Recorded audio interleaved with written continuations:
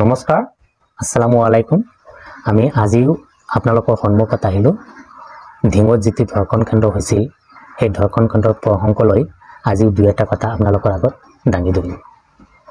ধিঙত যিটো ধৰ্ষণ কাণ্ড হৈছিল, সেইটো ধৰ্ষণ কাণ্ডলৈ আমি গোটেই অসমৰ মানুহে ঐক্যবদ্ধ হৈ তীব্ৰ বিৰোধিতা কৰিছোঁ।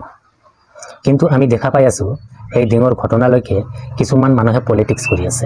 একচুৱেলি ধৰ্ষণ কৰা ঘটনালৈকে পলিটিক্স কৰিব নালাগে, পলিটিক্স কৰাটো সভা নাপায়।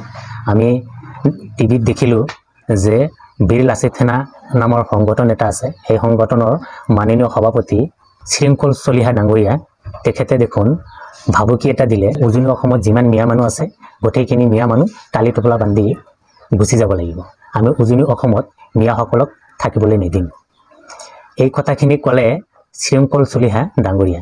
শৃংখল চলিহা ডাঙৰীয়াক আমাৰ মুকলিভাৱে কেইটামান প্ৰশ্ন আছে, আপুনি এই প্ৰশ্নকেইটাৰ উত্তৰ দিব বুলি আশা কৰিলোঁ। কেইদিনমান আগতে আমি দেখা পালোঁ, ডিপুত এজন পূজাৰীয়ে 10 বছৰীয়া নাবালিকক ধৰ্ষণ কৰিলে।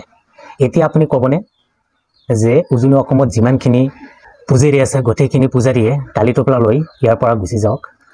তাৰপিছত আমি দেখিলোঁ মুছলপুৰত ৰঞ্জিত বৰ নামৰ এজন ব্যক্তিয়ে নিজৰ ভাগ্নীয়েকক ধৰ্ষণ কৰিলে।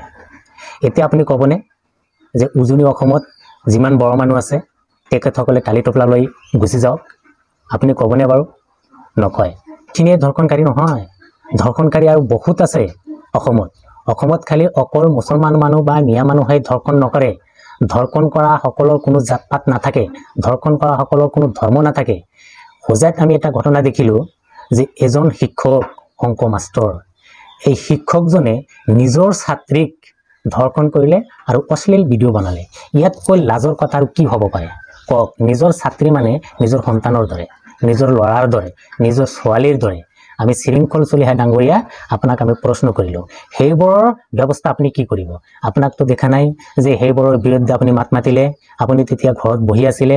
আৰু এতিয়া ডিঙত যিটো ধৰ্ষণ কাণ্ড হ'ল, সেই ধৰ্ষণ কাণ্ডৰ বিৰুদ্ধে আমি সকলো জাতি জনগোষ্ঠী মুছলিম মিয়া সকলে ঐক্যবদ্ধ হৈ আমি বিৰোধিতা কৰিছিলোঁ। আপুনি সেইবোৰৰ বিৰোধিতা ক'ত কৰিলে? সেইবোৰৰ বিৰোধিতা নকৰি আপুনি ফটতকৈ কৈ দিলে যে উজনি অসমত যিমান মিয়া মানুহ আছে তেখেতে টালি টোপলা লৈ গুচি যাব লাগিব। মিয়াসকলে ক'ৰ পৰা আহিছে? মিয়াসকল বিদেশী নেকি? মিয়াসকলে ভাৰতবৰ্ষৰ নাগৰিক।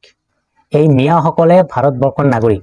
যিবোৰ মিয়া মানুহ উজনি অসমত আছে সেইবোৰ মিয়া মানুহ কঠোৰ পৰিশ্ৰম কৰিব পাৰে।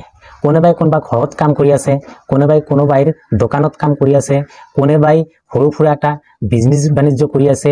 মিয়া মানুহে বহি খান নাখায়, মিয়া মানুহে পৰিশ্ৰম কৰিব জানে। মিয়া মানুহ আছে কাৰণে অসমখন উন্নতি হৈ আছে, অৰ্থনৈতিক দিশতে আগুৱাই লৈ গৈ আছে মিয়া মানুহসকলে, যিহেতু কঠোৰ পৰিশ্ৰম কৰিব পাৰে মিয়াসকলে। গতিকে মন মানসিকতা অলপ ভাল কৰক। ধৰ্ষণকাৰীয়ে হয়, মই আকৌ কৈছোঁ, ধৰ্ষণকাৰীৰ কোনো জাত পাত নাথাকে, ধৰ্ষণকাৰীৰ কোনো ধৰ্ম নাথাকে। যি ধৰ্মৰ মানুহে ধৰ্ষণ কৰিছে, যি জাতিৰ মানুহে ধৰ্ষণ কৰিছে, সেই জাতিৰ মানুহেৰে মই শাস্তি বিচাৰোঁ, সেই জাতৰ মানুহেৰে শাস্তি দিয়াটো উচিত। কিন্তু এটা জাতিক টাৰ্গেট কৰাটো উচিত নহয়।